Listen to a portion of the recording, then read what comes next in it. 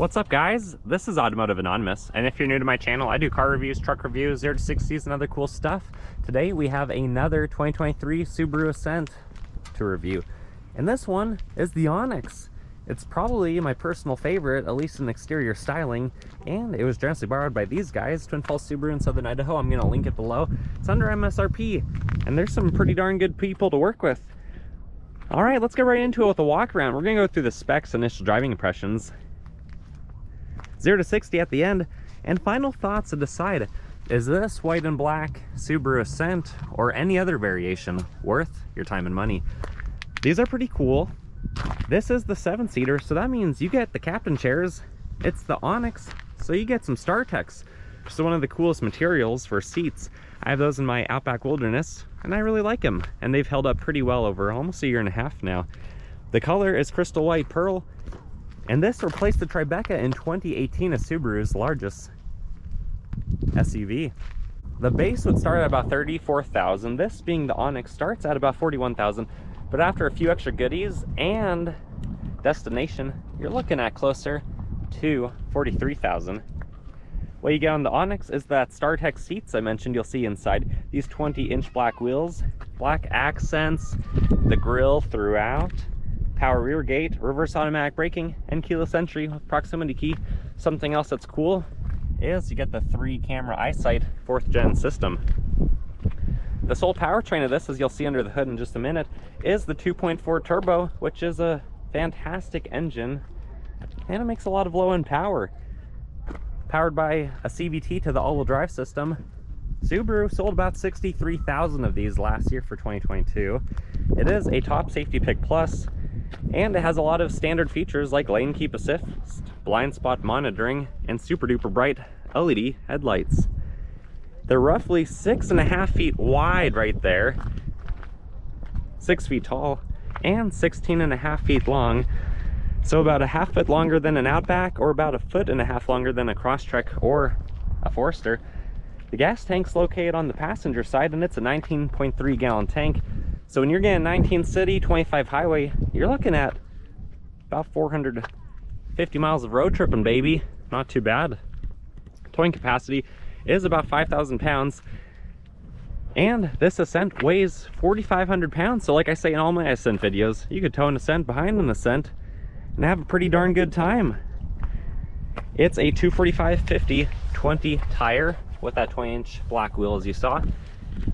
And we're gonna hop inside. You can see the proximity key there. We can lock it and we can unlock it. Maybe a little bit of a delay. On the door panel, you get some really nice soft touch materials and kind of this neon green stitching that goes with the StarTex theme. It looks really cool. You do have a nice big grab handle. You could probably fit a dozen fingers in there, and it has a good lip to grab. You could also store a little bit of stuff with the depth in there. And then a double bottle holder with a sideways stack of graham crackers. Nothing on the speaker. It's not the Harman Kardon. And then you get the medium-sized Subaru on the plastic door sill plate. All-weather matting looks really good. Rubberized pedals and a dead pedal. And then you get the fuse box, the hood release, and then these are the options on this Ascent. A little bit of extra storage right there. The green stitching follows, as it does on these power seats. No embroidery or stamping, but they look really good. And they take your eye up to the power moonroof. Firing up the Ascent, it's a push button start, and it fires up right away, so we can go through the little infotainment display in the center. Or you have the nice big 11.6-inch screen right here with Android Auto and Apple CarPlay. Otherwise, on the heated steering wheel, we have a good horn. We have a heated steering wheel. All of our adaptive cruise settings on the right. If you want to get into cruise control without eyesight, you push the cruise button, hold the distance button. You'll hear the beep and you'll see the change, and then you can easily reverse that if you're interested. Otherwise, audio and volume controls here, paddle shifters. So if we want to drop it down to manual mode, we could play musical simulated CVT gears all day long. Otherwise, you get a nice rubber lined storage, 12-volt aux, USB-C, USB. That's where the camera button would be if it was a higher trim level or had that offering. And you get some pretty good cup holders that are out of the way next to the electronic parking brake. I'll show you the camera on this one. It doesn't have the 360-degree camera. It just has the standard one, and when you turn the wheel, you can see those yellow lines, they do change. Otherwise, the center console is actually pretty big, and it has a lift tray with change, if any of you guys remember what that is from the good old days. Felt line, but no plugins in there. It is quite deep though. You could probably fit a whole football as you're getting ready for, you know, the Super Bowl. Maybe if you steal the football, hide it in the center console of your Ascent. Up top, we have auto-dimming mirrors with the compass and home link. That's how you turn off the auto-dimming mirrors. And then you have the mirror to keep an eye on grandma or the kids, whoever's in the back, and your sunglasses, as well as the sunshade and the ginormous sunroof, which I just love on these vehicles. They're really cool. With that said, let's turn off the car, hop in the back of the Ascent.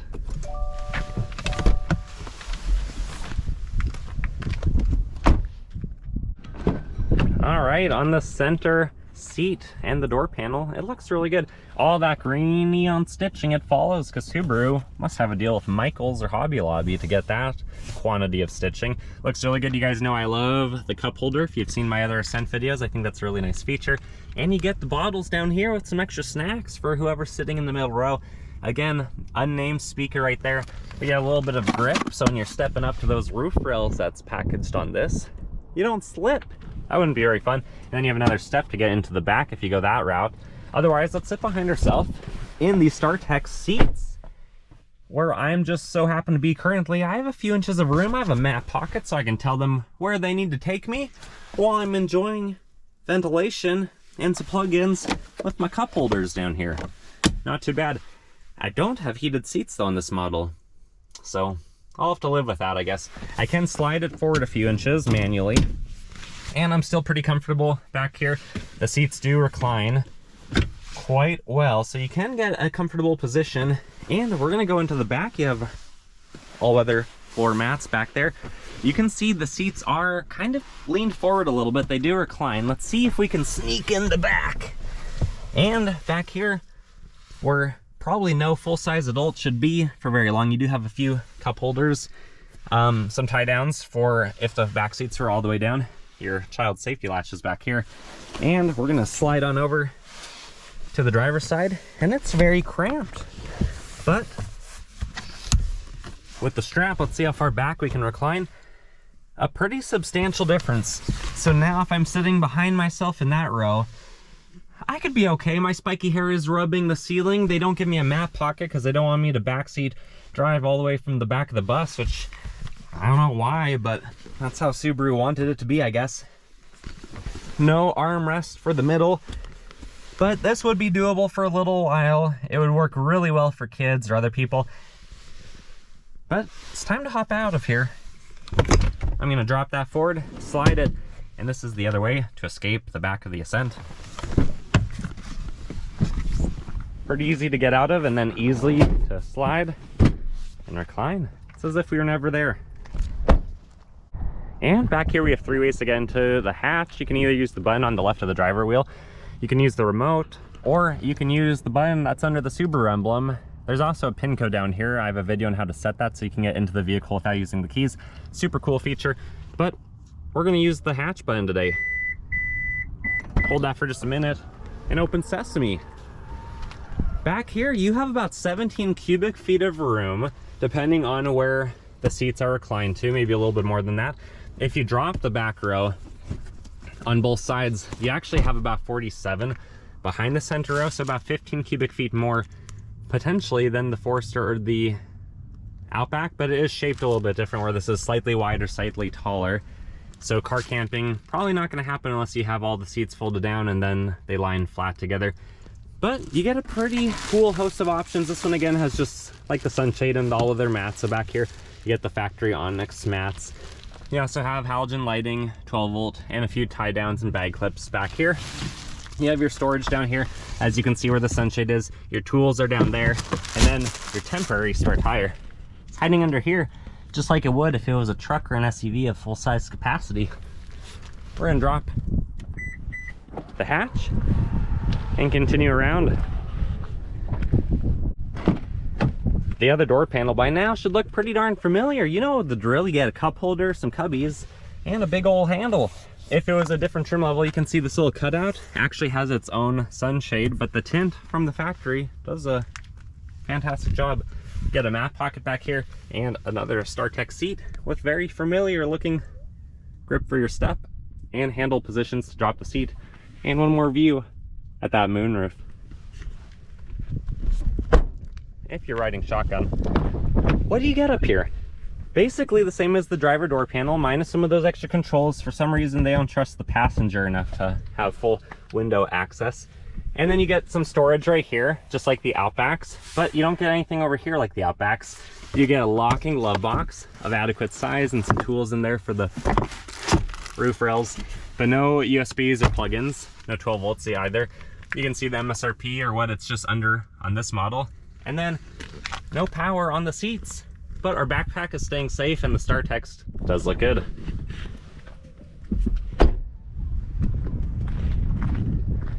I know you guys are wondering, what's under the hood? Can I see the turbo? Where is it? Tell me the specs. Let's pop the hood. Under the hood, it's very Subaru if you're familiar at all with the platform.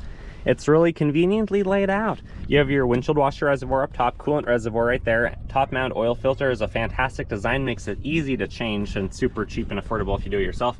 CW20 full synthetic oil fill. You get the battery right up there on the driver's side, positive terminal, negative terminal, the brake fluid reservoir.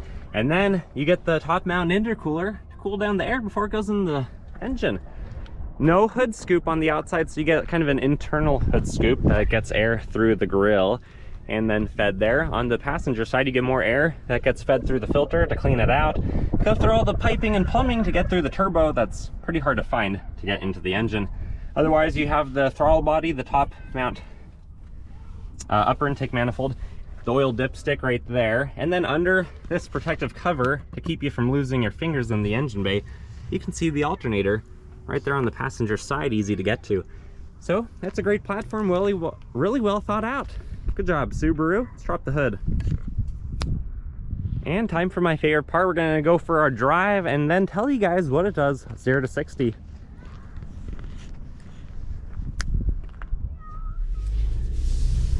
Initial driving impressions of the 23 Onyx Ascent is that it's really good.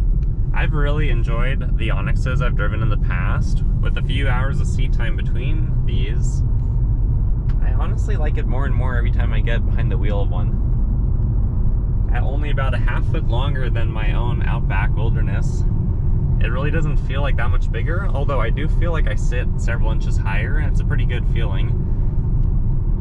Basically, like you're going down the road at eye level, how I would be standing is about what it feels at 5'11".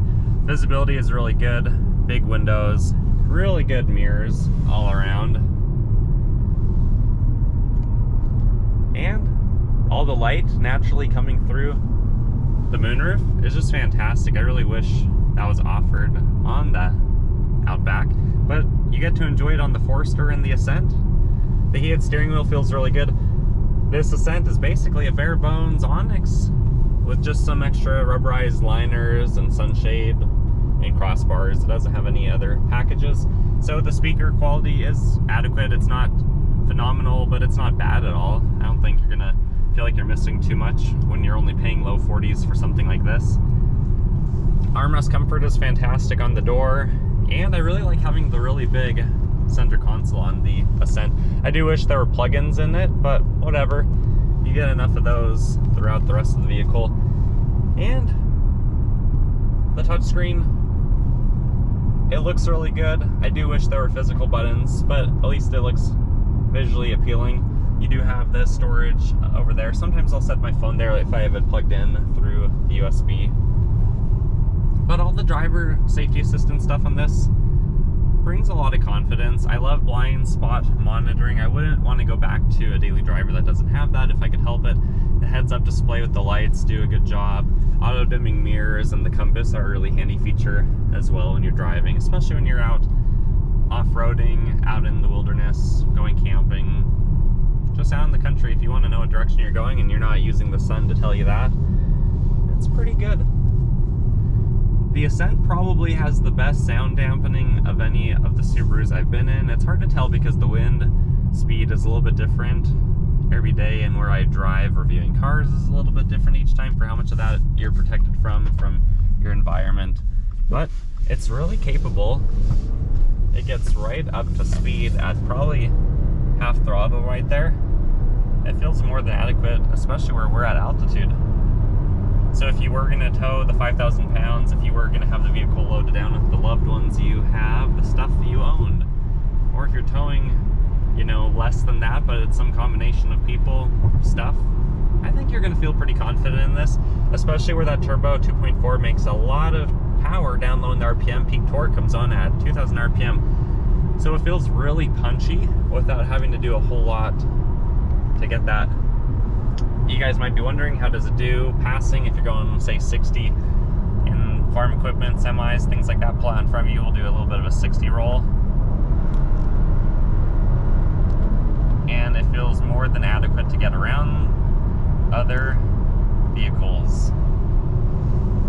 Steering wheel, I have it on heated and the seats are on, and they do feel pretty good.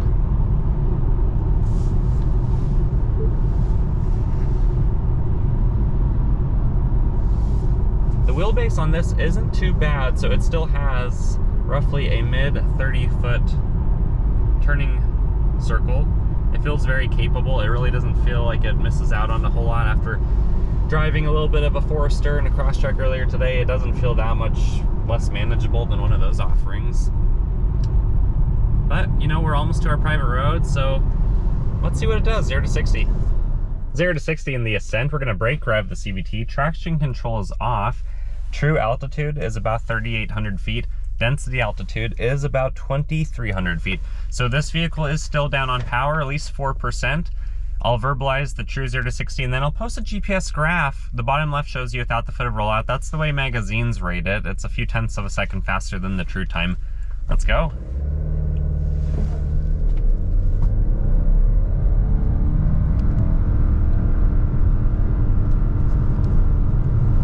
And that felt very powerful. True 0 to 60 came in at 7.56 seconds, which is about as fast as any of the Ascents I've tested.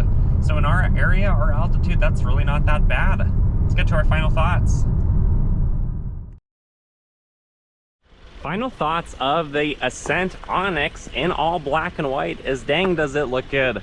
The more Ascents I drive, the more I like them, because they do handle really well for their size.